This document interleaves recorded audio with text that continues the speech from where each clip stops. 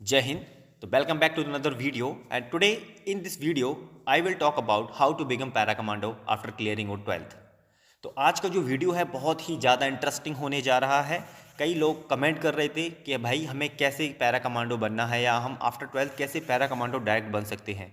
तो उसके लिए बहुत ही क्विक गाइड है और एक रोड मैप दूंगा मैं आपको स्टेप बाय स्टेप, ताकि आपको बिल्कुल इफेक्टिव तरीके से आपको पता लग जाए कि आपने कैसे पैरा कमांडो बनना है। तो चलिए अब हम बात कर लेते हैं कि हमें पैरा कमांडो कैसे बनना है।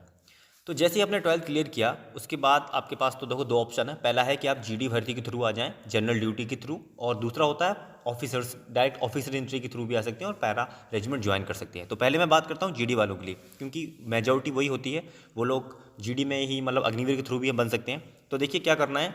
सबसे पहले जैसे ही आप जीडी की भर्ती देखने जाते हैं, क्योंकि देखो भारत के आप वीर होते हैं, सबसे कमांडो पैरा स्पेशल फोर्स, ठीक है, इलीट फोर्स होती है इंडियन आर्मी की, ठीक है, और नेवी में मार्कोज होती है और एयरफोर्स में गरुड़ होती है। तो आज मैं सिर्फ बात करेंगे हम लोग पैरा कमांडो की।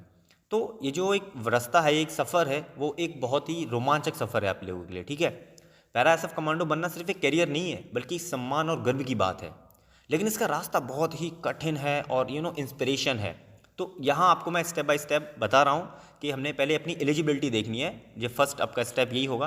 कमांडो बनने के लिए सबसे पहले आपको बेसिक जो एलिजिबिलिटी है वो पूरी करनी होगी, ठीक है। 12th पास होना ही होना ज़रूरी है। आपको 17.5 से लेके 23 साल के बीच में आपकी एज होनी चाहिए, ठीक है। 17.5 से लेके 23 साल तक जीडी भर्ती के लिए है। जो मिनिमम हाइट होती है वो आपकी क्या है, रीजन के हिसाब से होती है। जैसे कहीं असम या नॉर्थ ईस्ट में हाइट कम मांगते हैं, ठीक है, और साउथ में ज़्यादा मांगते हैं, ठीक है। उन दोनों में जो डिफरेंसेस होते हैं तो वो ईजी है। उसके बाद वैसे 168 होती है एक एवरेज हाइट। तो उसके बाद जो फिजिकल फिटनेस है वो आपने कैसे करना है, आपको रनिंग वनिंग करते रहना है। वो तो आप क्लियर कर ही लोगे, क्योंकि जब आप तैयारी कर रहे हो आर्म फोर्सेस की तो फिर आप उसके लिए एलिजिबल हो ही जाओगे। उसके बाद आपको मेंटली जो पावर है वो भी बढ़ाना पड़ेगा, क्योंकि आपका एक पहले से एम है कि मुझे पैरा कमांडो ही बनना है आर्मी को ज्वाइन करने के बाद। तो इसके लिए आपको पहले से ही प्रिपेयर रहना पड़ेगा। आपका अभी से ये चीज़ आपको दिमाग में डालनी पड़ेगी कि भाई मैं पैरा स्पेशल फोर्सेस में कमांडो बनूंगा, तो हमने अभी इस चीज़ को दिमाग में घुसेड़ के रखना है, ठीक है। कमांडो का सफर सिर्फ एक शारीरिक नहीं बल्कि मानसिक मजबूती भी जरूरी है, यानी ठीक है, मेंटली स्ट्रांग रहना है। बॉडी से तो हर लोग मजबूत हैं, किसी के 6 पैक ऐप हैं, किसी के बाइसेप्स हैं, ट्राइसेप्स हैं, लेकिन जो मेंटली वो कितना मजबूत है वो यहाँ मायने रखता है। आपने देखा भी होगा कई सारे ऐसे पैरा कमांडोज हैं जो बॉडी से आपको देखेंगे एकदम स्लिम फिट, बट उनका कंपेयर करोगे ताकत भले ही दूसरे के पास उनकी ज़्यादा होगी, लेकिन उनके पास इतनी टैक्टिस होती है ना, इतने तरह से वो इंसान को तोड़ते हैं। मेंटली 1000 गुना ज़्यादा बेहतर होते हैं वो रेगुलर आर्मी के जो जवान होते हैं, ठीक है।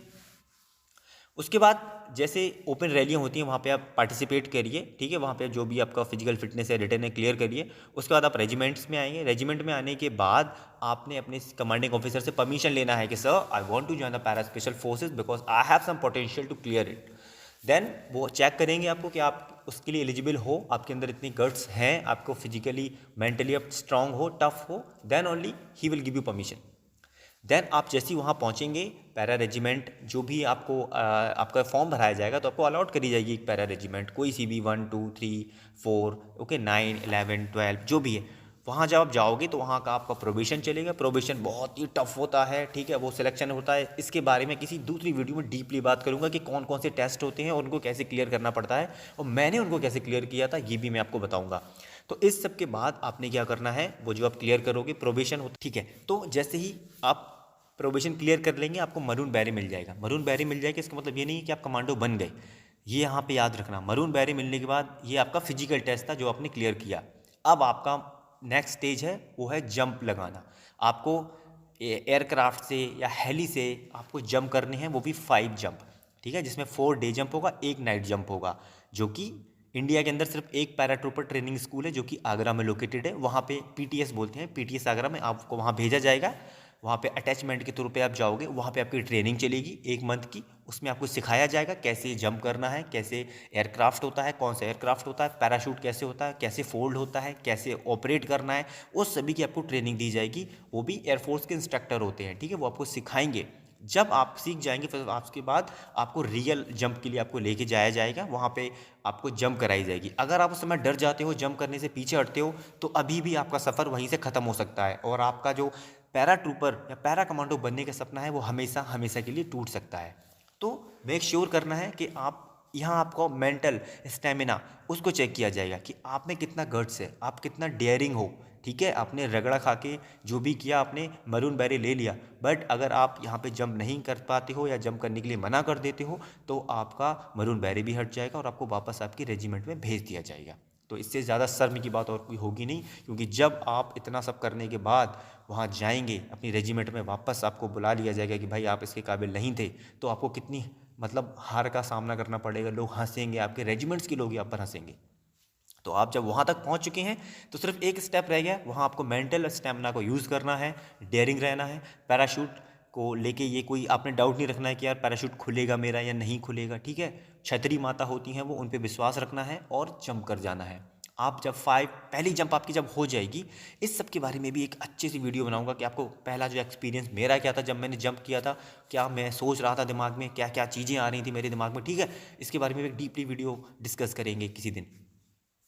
उसके बाद जब आप वो क्लियर कर ले तो 4 day jump, 1 night jump, then उसके बाद आपका बोलते हैं विंग परेड होता है। ठीक है, आपको चिड़िया परेड बोलते हैं उसको, जो पैराट्रूपर की जो चिड़िया लगी रहती है उसको विंग बोलते हैं। वो परेड करेंगे, एयरफोर्स के ऑफिसर्स आएंगे, ग्रुप कैप्टन और जो भी सीनियर ऑफिसर आएंगे वो आपको एक लाइनअप करा के आपको चिड़िया पहनाएंगे और आपसे हाथ मिलाएंगे कि आपने सक्सेसफुली पीटीएस जो पैराट्रूपर ट्रेनिंग स्कूल में आए और आपने प्रोबेशन क्लियर किया, now you are para commando. इतना ये प्रोसेस है। इसके बाद आपको अपनी रेजिमेंट में भेज दिया जाएगा और वहाँ से आपका जो भी अटैचमेंट के रूप में जो भी आपको रेजिमेंट मिली है दूसरी, आप अपना पूरा सामान लेके उस रेजिमेंट में चले जाएंगे। आप अपनी रेजिमेंट से हटके उसमें पहुँचेंगे तो वो आपकी पेरेंट रेजिमेंट बन जाएगी। ठीक है, अभी तक सिर्फ इतना ये हो गया जीडी के लिए। अब मैं जल्दी से बात कर लेता हूँ ऑफिसर एंट्री के लिए क्या होता है। मान लो आप एनडीए के थ्रू आ रहे हो या आप टीईएस के थ्रू आ रहे हो या भी कोई भी ऑफिसर एंट्री के थ्रू आप आ रहे हो, उसके बाद जैसे ही आपकी ट्रेनिंग होगी, एनडीए वालों की 4 साल ट्रेनिंग होती है। ठीक है, एकेडमिक्स होती है और 1 साल का उनका फिजिकल ट्रेनिंग होती है। तो जैसे ही आप पास आउट होने जाएंगे उस समय आपसे आपकी चॉइस पूछी जाएगी। ठीक है, चॉइस ऑफ आर्म्स पूछी जाएगी कि आप कहाँ जाना चाहते हैं। इन्फेंट्री ज्वाइन करेंगे, आर्टिलरी ज्वाइन करेंगे, आप आर्मर्ड ज्वाइन करेंगे। ठीक है, आप सिग्नल जाना चाहते हैं, आप सप्लाई में जाना चाहते हैं, जहाँ भी आपका मन करे आप उसको चॉइस ऑफ आपकी जो प्रायोरिटी है आप जैसे उनको बताएंगे उस तरह से आपको वैकेंसी के हिसाब से आपका फिजिकल फिटनेस देख के भी आपको वहाँ से वहाँ भेज दिया जाएगा।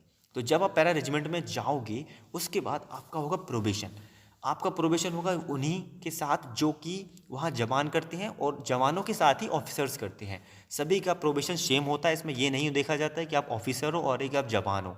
उन जवानों के साथ ही आपको प्रोबेशन कराया जाता है और आपके रैंक को भी हटा दिया जाएगा। एज अ न्यूली लेफ्टिनेंट आप वहाँ पे जाओगे बट आपकी रैंक को नहीं देखा जाएगा, आपके रैंक को साइड कर दिया जाएगा और आप उनके साथ में ही रगड़ा खाओगे। तो वहाँ आपका आपका भी मेंटल स्टेमिना चेक किया जाएगा कि आप एज एन ऑफिसर हो, आप पैरा के लिए कितना फिट हो। It doesn't matter like you are lieutenant, captain और major. The matter is that कि how much capable you are to become a para commando. तो इन सभी चीज़ों को चेक करके जब उनके साथ आपको भी प्रोबेशन दिया जाएगा, आप भी क्लियर करोगे, आपको भी सेम वही है, आपको भी पीटीएस जाना पड़ेगा, वहाँ पे भी आपको आप जंप कर लेते हैं तो आप भी पैरा कमांडो बन जाएंगे। ठीक है, आपको भी मरून बैरेक और आपको पैरा भी मिल जाएगी। तो ये प्रोसेस था पैरा कमांडो जवान के थ्रू और ऑफिसर्स के थ्रू कैसे बनना है। ठीक है, अब आप सोच रहे होंगे कि यार कैसे होगा, मैं तो अभी घर पे हूँ, ये सब चीज़ें करता नहीं हूँ, मुझे क्या क्या करना पड़ेगा। तो ये 3-4 चीज़ें हैं। आपकी जो डेली फिटनेस है उस पर ध्यान दीजिए। ठीक है, मेंटल स्टेमिना को मजबूत करते रहिए, हर चुनौती का डट कर सामना करें, इवन इन सिविल में भी हो। ठीक है, अपनी सोच को मजबूत बनाएं और मेन चीज़ है डिसिप्लिन है। ठीक है, इंडियन आर्मी और पैरा कमांडो की जो एक बेस होता है ना, उसका स्ट्रक्चर वो डिसिप्लिन पर और डेडिकेशन पे ही बेस्ड है। ठीक है, फोकस करें हमेशा, आपने जो एम सेट किया उसको भूलना नहीं, उसको बार बार उसको याद कर करके देखते जाएं, उसको बार बार याद कर करके रिकॉल करें अपने आप को कि यार मैंने पैरा कमांडो बनना है। ठीक है, पैरा कमांडो बनने का सफ़र बहुत कठिन है, लेकिन जो इसे पूरा करता है वह एक लीजेंड बन जाता है। सच बता रहा हूँ, वो लीजेंड कहते हैं उसको। अगर आपके अंदर जोश होगा, जज्बा होगा और जुनून होगा तो मुझे नहीं लगता कि कोई भी चीज़ आपको रोक सकती है। तो अब देर किस बात की, सपना देखो, तैयारी करो और कमांडो बनकर अपने देश का नाम रोशन करो।